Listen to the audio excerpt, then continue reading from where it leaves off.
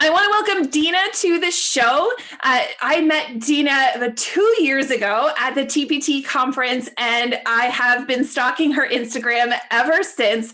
She has such amazing, wonderful ideas about how to use coding and computers and all things STEM in her classroom. So when we had coding added to our curriculum, I absolutely knew that I needed to get her onto the show to help me and help all of you understand how exactly to teach coding that goes a little bit beyond simply throwing them on Scratch and getting them to actually learn what it is that we're talking about. So Dena, thank you so much and welcome. And if you want to start by telling us a little bit about who you are and what you do.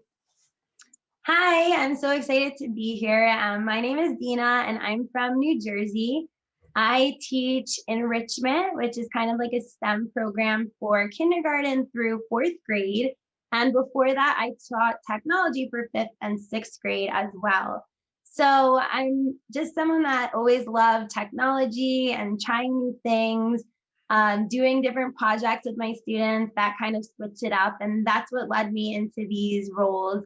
I also run Miss Tech Queen on social media and TPT, and I love coming up with different activities and ideas that I use in my own classroom, and that's what's kind of led me to all this. It just has been so much fun. That's amazing. So as a teacher who's just had coding thrown at myself, and I know other people that are watching are feeling the same way, how exactly are we as teachers supposed to figure out how to teach coding or where to start teaching coding when we ourselves have no idea half the time what we're even working with? Where would you suggest, where do we start?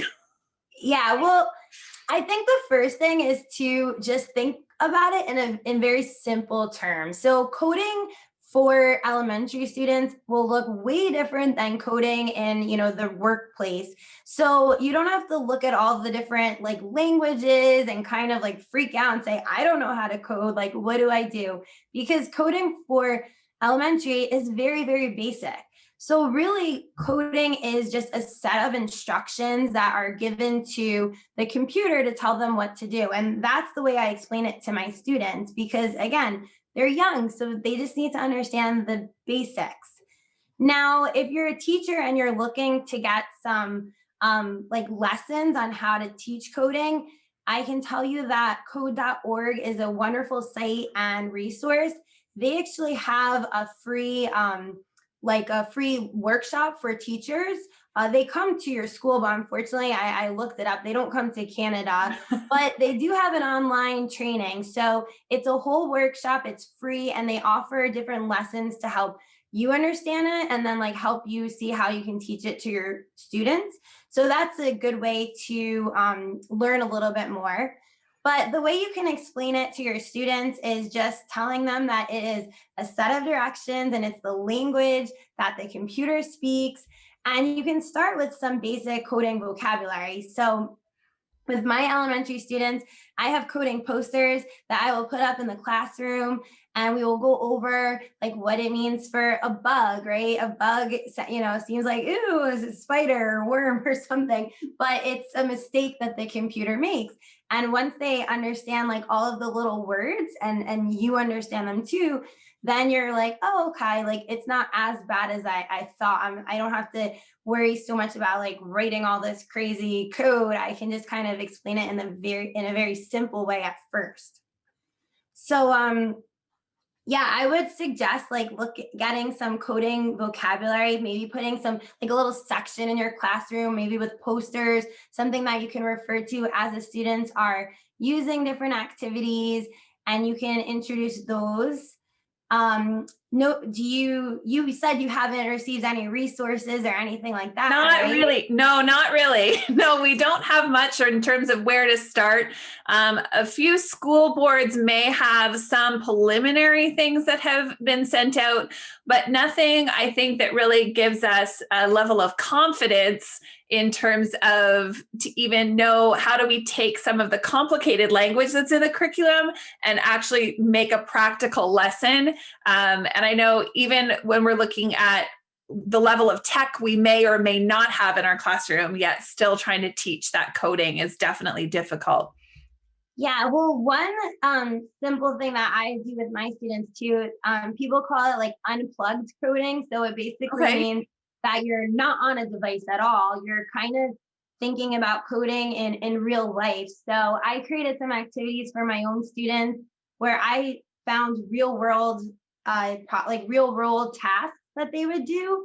Because again, when you're explaining it to the younger kids, it's really you're explaining it like an algorithm as a step-by-step direction. So I did something like code a peanut butter and jelly sandwich or code a sandcastle, which is actually a book. Oh, I have it right there Okay. actually. Um, so you can start with like unplugged activities that you don't need a device, you don't have to worry about all that. And you can teach your students basic everyday tasks. So if you're coding a peanut butter and jelly sandwich and you go over it with your class or you find an activity you can do, you can explain to them like what's the first thing you would do. And they might say, well, take the peanut butter and put it, put it on the bread. But if you're telling someone who doesn't know like where is the peanut butter or what do I need to get out of, the peanut butter jar and all of these things, and that's kind of how I compare what the computer does. You need to give it like the most basic direction. You can't just say, okay, grab the peanut butter and start spreading it, because you have to tell the computer, open the door, take out the jar, put it on the counter, get out a knife, put that, spread it. So that the students start to realize like, oh, wow. And then you can get into further things such as like looping. I know I saw in the curriculum it said looping. Looping might sound fancy, but really that's just an easy way to write the code instead of saying like, put a cookie on the tray 5 different times. Put a cookie on the tray, put a cookie on the tray, put a cookie on the tray. You could say, put a cookie on the tray, repeat it 6 times. And then the computer would know, like, okay, I'll keep going. So, that's how you can kind of break it down in the real sense. And looking for unplugged activities that don't require devices are super helpful. You can make them up on your own. You can think of like a step-by-step task that your kids would know, and just kind of like come up with that. I actually like to even get kids to move around the classroom. Maybe not for COVID times, but like right after that. You can have one student be the robot and one student, or the computer, and one student be the programmer. And you can tell them to tell each other directions, like moving around a space. You can even have them make little cards like with arrows. And like one person can say, okay, move straight. Like I always do it and have the kids tell me first. So they'll tell me like, go straight, and I'll walk into the wall. And I'm like, oh, but you said go straight. I just kept going. They're like, no. Like only. And then I'm like, okay. And if your floor has like tiles on it, then that's like perfect, because you can use each tile as a spot. And you can say like, all right, move forward 2 times. You have to turn right 1 time, rotate. And then they kind of like, oh, okay. So I So think those are some. Oh, So I sorry. think I was thinking with teachers as you're talking, like so many, like we are teaching teachers here in Ontario. We teach English and math and science and social studies. So there's a lot of tie-ins that I'm sure perhaps bells were dinging. Oh, this is like procedural writing, and this ties into other math strands of location and movement, and graphing. There's all of these pieces where this is similar to what you've done before, but it is just a different language. It's just learning how to apply it in this. The computer needs all of these steps that are very basic and simple. Yeah, exactly. And I think that a lot of times teachers look like too far ahead. So especially if you're in third, fourth, fifth grade, then definitely those students are going to need, especially if this is their first time being exposed to this, they're going to need to start at the bottom, and understand just kind of the process. Then as they get more experience, you can put them on some websites or some apps where they start to see the relationship between like moving around like arrows and the block coding, what they call it, to then how it's transferred into like real coding language. And as students get more advanced, they can experiment more with that. And even if you don't know how to do it, it's okay. I mean, I don't know, all the coding language either. But that's where like the students that are more advanced can really kind of take it to their own level as well. But in the elementary, I haven't seen any of my own students get that far yet. So I would say, don't over stress about like getting to too high, like just kind of take it down a notch.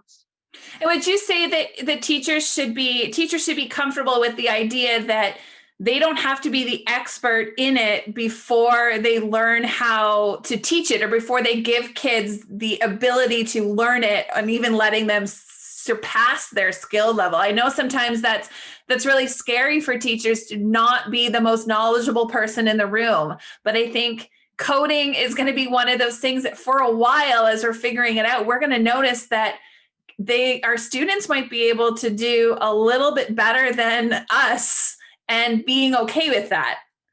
Yeah, that's a good point. I definitely think that's true. I mean, there's tons of stuff that I do in my class where sometimes I'm like, you guys kind of take the lead and figure it out. And my students go with it and they always impress me so much. And it's okay if they kind of start to go past like what you can figure out, because if they're doing it and they're getting it, right, and they're doing a good job and they're focused, some of them this might be their thing. So like exposing them to this, they realize like they love this, because coding is something that we have everywhere. Like I actually was able, I went to visit Amazon warehouse last year, and then I said my students would love this. So I spoke with the woman and she said, we do field trips, kids come here all the time, and I was able to bring my class to Amazon. And it was so cool because everybody gets an Amazon package at their door, right? Well, you guys have it in Canada too, right? Yeah, absolutely. Yeah. So like everyone knows that the package shows up, you click order and 2 days later it's there. But like bringing the students to see what happens. They have robotics that are moving around all of this stuff. They're working with code. They have computer systems that are all working with different programs made with, everything's done with coding and programming. And the factories run like that. There's really just a couple people that are facilitating things, but the rest of it is automated, is done with robotics. So it's really cool. Like there's so many different jobs and fields and areas, and just showing the kids this at a young age is awesome at this time, in the way the world is, because that might spark a student in your third or fourth grade class who keeps going. And in middle school, he, does something more. And then in high school, he's joining, a robotics club or something else. And all of a sudden he's creating some awesome thing that you read about somewhere. So it's great. It's a great thing that they incorporated this into your curriculum. I don't think it should be looked at as scary, but exciting and something, unique. And I think it is everywhere. Like you said, like this is the reality. Every automation, I mean, even to turn my lights on in my office here, I can turn them on with, my Alexa, which I'm sure there's coding that is happening behind the scenes. Things don't just work automatically without that code put in place. And I think there's also some benefits to other curriculum subjects too, especially in the logic piece. I know kids from grades 3 to 6 struggle significantly sometimes with logic, and coding is logical. It has to make sense. First we start here, and then next step, and getting our students to see the logic that is behind that and the instructions that are happening. I think that there's other life lessons that are happening. What are some of the things that you've noticed that your students struggle with when it comes to coding, or some of the benefits that they have taken outside of your classroom into other avenues as a result of the coding that they're learning? Yeah, I think what students struggle with most is that it does require a lot of thinking and problem solving. And sometimes, especially if you put them on an app, and that's kind of hard as a teacher too, because you put them on a website, you put them on an iPad, on an app, you might think like, oh, they're playing a game, but they're not. And they look like games and they're fun, but they're really thinking. And the kids don't even realize that at first. They think like, ooh, yeah, like I want to code, like, But then they're like, oh wait, this actually is making my brain think hard. And when Yeah. that hurts, they can get frustrated. But that's the awesome thing, is like it does get them thinking in a different way, and it gets them like problem solving, and they have to retry things, or they realize, like I said before, like something so small, like you forgot to tell, this step, or you forgot to say a turn or a number, and you made a mistake in your code. So I think that is something that the students sometimes get frustrated, but I always tell them, like, you might need to try it 4 or 5 or 6 times. That's okay. Like, keep going. So they do. And I've had amazing experience. I've had students with autism that are not even verbal in, at the age of kindergarten, who are using the programs and doing it and understanding it. And it's amazing, because something that might be one person's strength, and then another person's weakness, and the coding really seems to grasp, like, for students that maybe struggle in other areas, but then this is something that they really get drawn to. So I think that's amazing. And I had a girl over this past summer, actually, who was my student from like about 4 years ago. And she is now in high school, and she was doing a whole like STEM and coding summer camp. She organized it for other girls, like virtual, over the Amazing. summer. So that she like wrote me and showed me, and I was like proud teacher moment. It was Yes, so for cool. sure. That's a proud teacher moment to have them take that. And I think there's so much, like, I think it's so essential. Like, I see with my kids at home, you know, playing around with the different coding games and, trying to figure that stuff out. And I see them, like the struggle. And sometimes that growth mindset piece is difficult sometimes for students.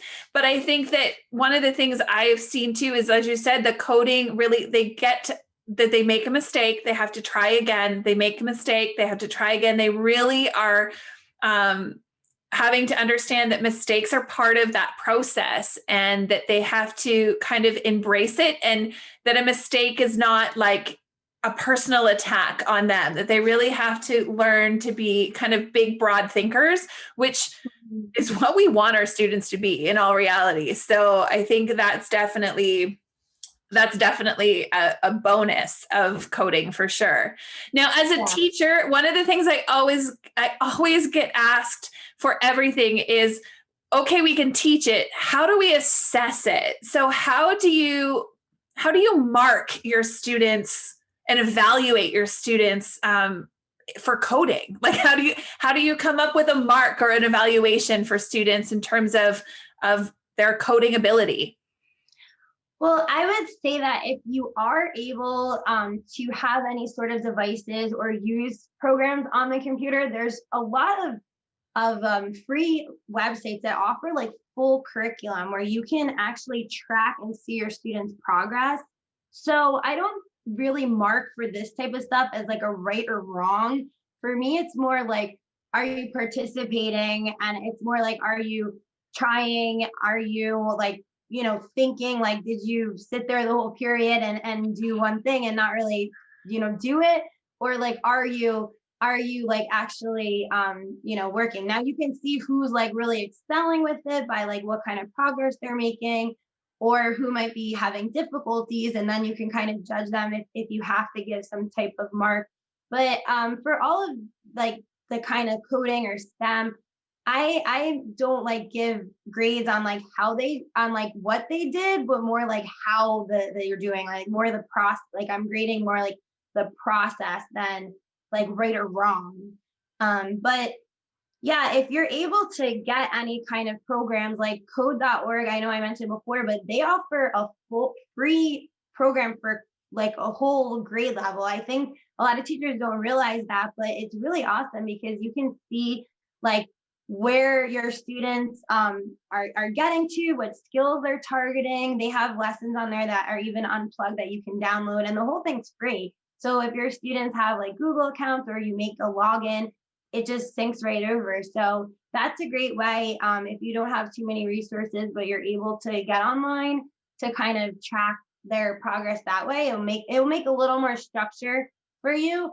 And they also have like free lesson plans and everything. So they definitely make things easy for teachers. I used to use that when I taught fifth, sixth grade. But now I love using like hands-on activities too, different robots, and things like that. So yeah. That's, and if you were, so I know that sometimes schools don't like to buy resources, but sometimes they will invest in the tech and in the robots. They'll buy some coding robots. What are some of your favorite devices that you use in your classroom that help your students kind of see code happening in real life and right in front of them?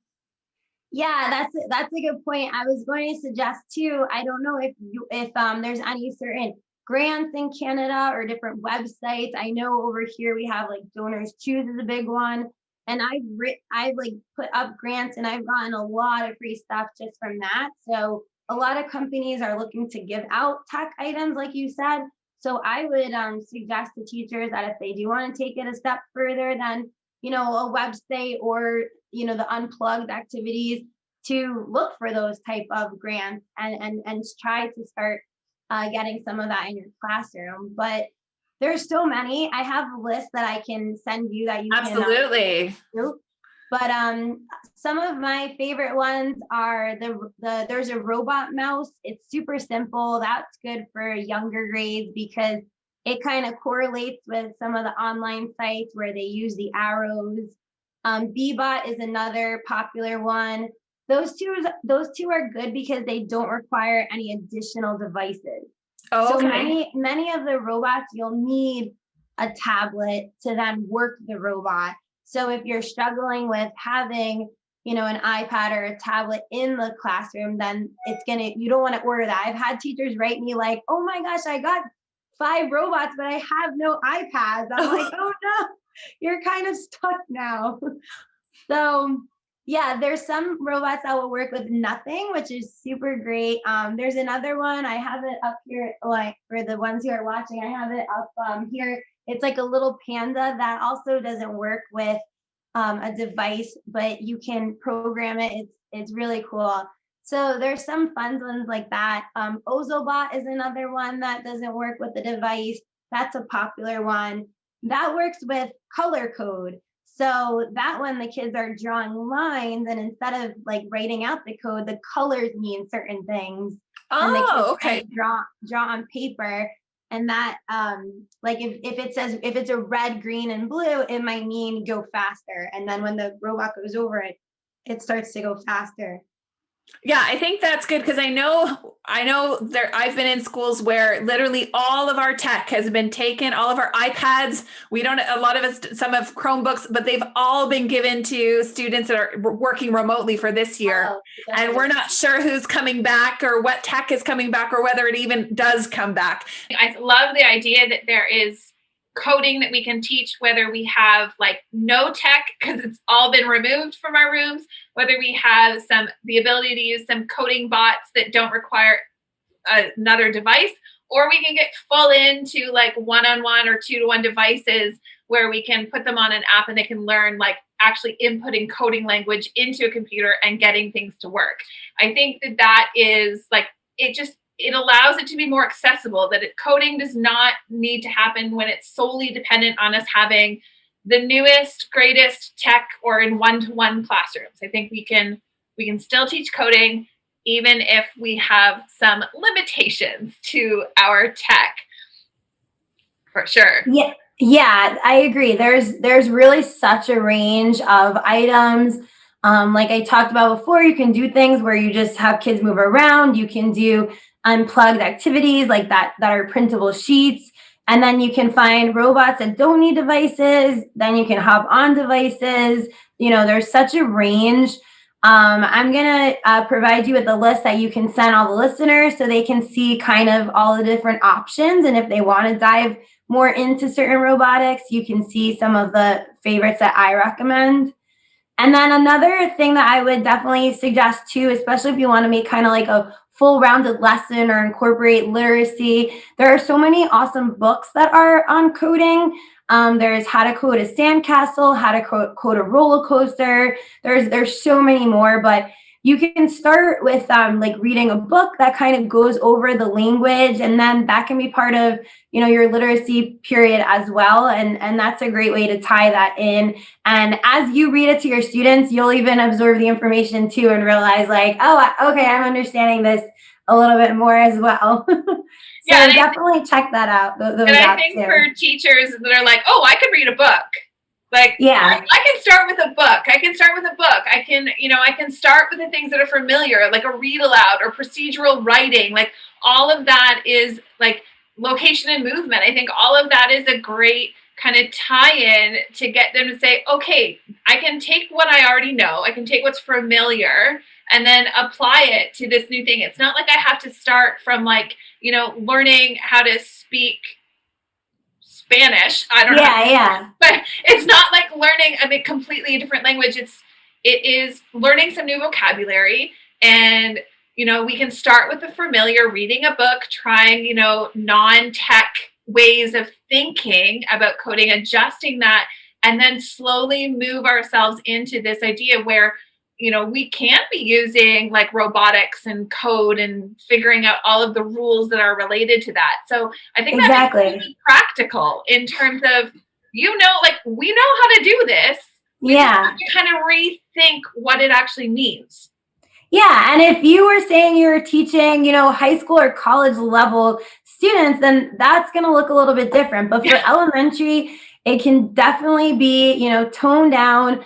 Even the websites are mostly using block coding, which they're making it simple for their kids. Because again, the basics is just getting students to think in that way and realize like you have to give very detailed directions. So definitely use real world experiences. If you're reading another book, if you're doing something in another subject area, maybe think of a character and how you would tell them to, do something or go somewhere, and start with that. Like think of ways you can tie it in and, pull apart the books.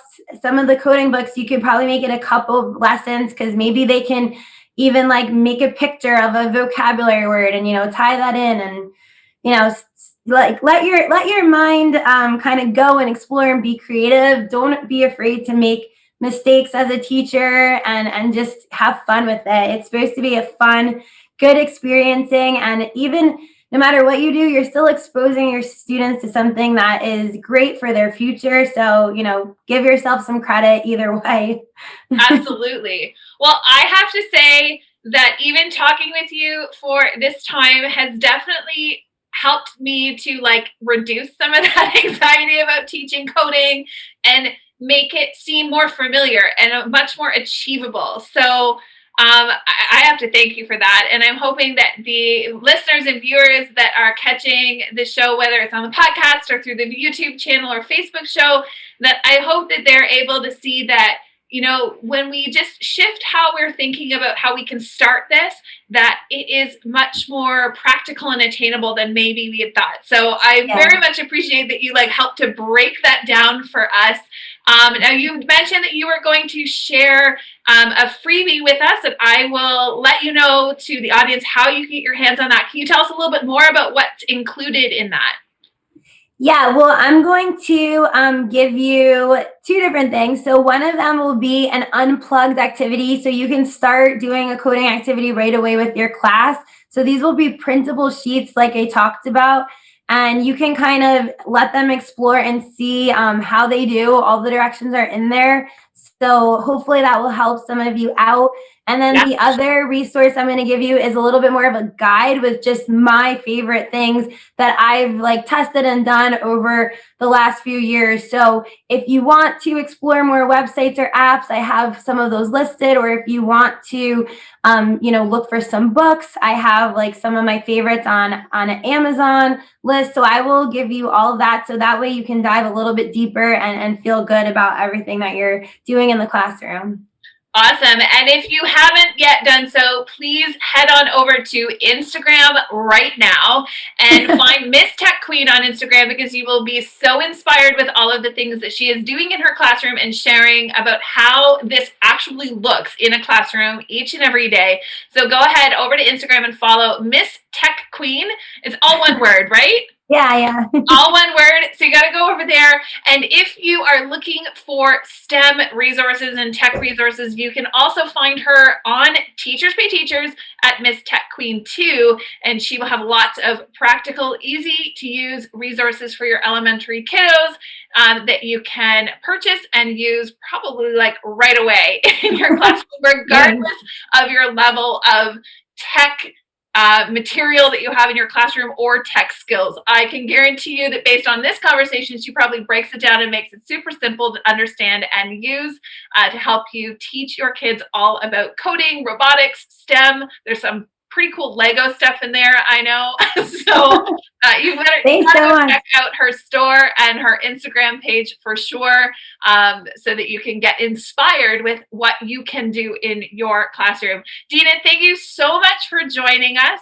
I can't wait to see how teachers are able to apply some of the ideas and strategies that you shared with us today in their classrooms, because I know that you've probably helped a lot relieve some of that anxiety that maybe they were experiencing when they first looked at that curriculum and went, well, I have to teach what?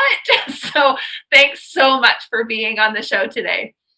Thank you. Thank you. It was so much fun. And your listeners can reach out to me if they have any or more questions too. I'm happy to help.